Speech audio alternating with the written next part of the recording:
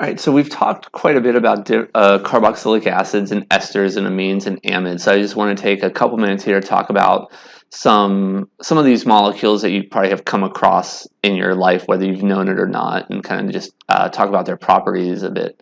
So if you've ever been stung by a fire ant, you've been exposed to formic acid. So formic acid is responsible for the sting and the burning and the itching that is associated with a fire ant bite.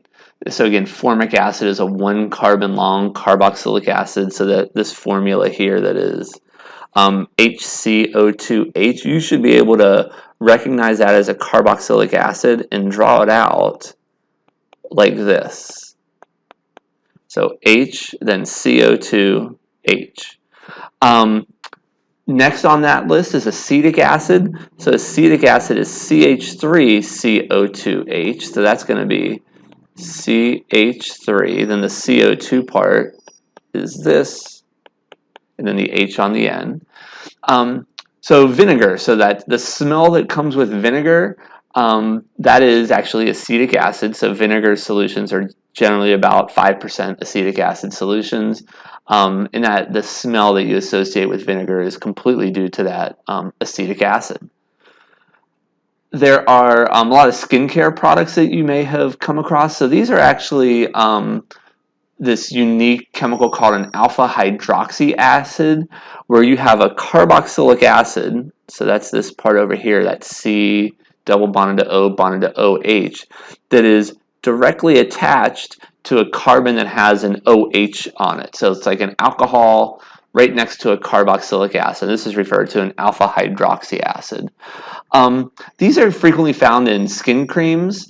So it's an acid, and what it actually does is they work to remove the outer layer of your skin. Basically, it eats it away because you're putting an acid on your skin, and basically the acid dissolves those skin cells and leaves the you wipe it off and you expose the cells that are underneath. So these can actually work really well. At the same time, they can also be really dangerous if you use them and don't follow the instructions on them, because you're basically giving yourself a chemical burn, or you can give yourself a chemical burn if you put them on and leave them on too long or use them too much, or again, it just depends on the particular cream or product that you're using. But this is in general how these alpha-hydroxy acid works. Aspirin, ibuprofen, these are both molecules that we talked about when we were looking at functional groups that contain carboxylic acids. This is in one of the the earlier slides in chapter 10, but again, both of these molecules contain carboxylic acids, the COOH part here. In aspirin, you can see here it says O2C and then CH3. You could also imagine that would be if you had your benzene ring here. So in addition to the carboxylic acid up here, which is C double bonded to O bonded to OH, you would also have down here O and then C double bonded to O bonded to CH3. So you would also have an ester down here. So aspirin has both of them. Those pain relievers, aspirin or ibuprofen, they work by blocking the conversion of arachidonic acid to this prostaglandin, this PGF2 alpha in particular. So these prostaglandins, like you see down here, these are biological chemicals that are responsible for causing pain and inflammation. So whenever these prostaglandins are formed, they go through your bloodstream, they bind to receptors on your cell, which kind of initiate a pain response. Well, aspirin blocks the conversion of this arachidonic acid, which you see up top, which, by the way, is a carboxylic acid, if you see that CO2H over there on the side. So that there is going to be a carboxylic acid, if you look at it over there on the right of the molecule. So that conversion from the arachidonic acid to prostaglandin is blocked by aspirin. So again, aspirin, ibuprofen, they both work to block that. And kind of an interesting side note there, that name arachidonic acid, it's actually named because that structure, particularly whenever you draw it the way it looks like there, it kind of looks like a spider with that kind of zigzagging with the legs. So just an interesting aside to that.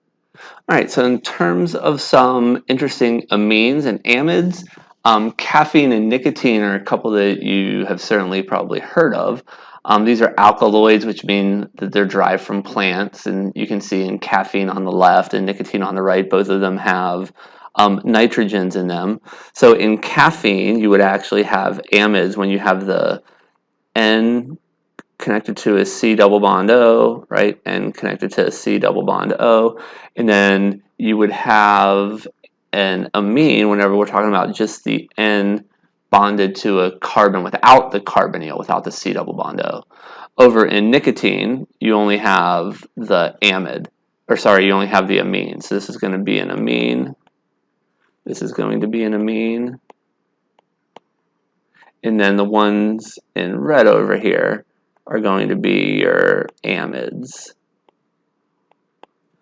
All right. And actually, there's another amine here in the caffeine that I missed as well, and in the nicotine. All right. So again, these are amines, amides that you've seen before.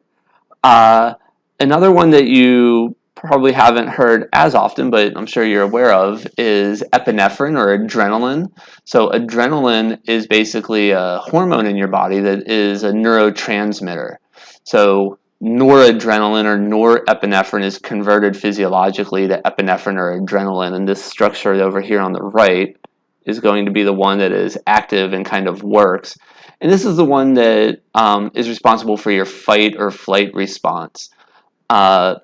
So a hormone is a compound which is made in one part of your body and then travels through your bloodstream to somewhere else where it exerts its effect. So in the case of epinephrine, it's made in one area, travels through your body, and it has effect in other places. So in your fight or flight response, which is due to epinephrine, so your body basically metabolizes stored sugars to form glucose. That glucose is broken down to give you energy, basically a whole bunch of ATP, which your body can then use to do a whole lot of things with. And in the process of doing this, your heart rate increases, your lung passage dilates, lets you allow to get more air in there. The heart rate increasing allows you to take oxygen from the air you're breathing and get it to tissues to so they can stay more oxygenated for them to undergo processes themselves. And this whole process is known as kind of the fight or flight response, or if you've ever heard someone say they had like an adrenaline rush, this is basically the biochemical explanation for what it is that's happening there. And then another compound I want to talk about is penicillin. So penicillin is an antibiotic, which has really been important in kind of revolutionizing medicine in terms of how we treat infections. So penicillin interferes with an enzyme in bacteria. So if you have a bacterial infection, the idea is that the bacteria multiply and they expand themselves. And penicillin blocks an enzyme within the bacteria that is important for synthesizing bacterial cell walls. So you can imagine if bacteria cannot make new cell walls, so let's say you have one bacteria and it divides into two, and then the two into four, and the four into eight, so on and so forth. Whenever those bacteria multiply like that, they have to make a cell wall around them, right? That's part of the bacterial structure. Well, penicillin blocks that bacterial cell wall synthesis. Without that bacterial cell wall, the bacterium basically die. So penicillin has this structure kind of shown down here. And the one thing you'll notice about the structure is on the upper left up here, it has an R group. So that R group can vary and depending on different derivatives of penicillin, which we'll look at in just a minute.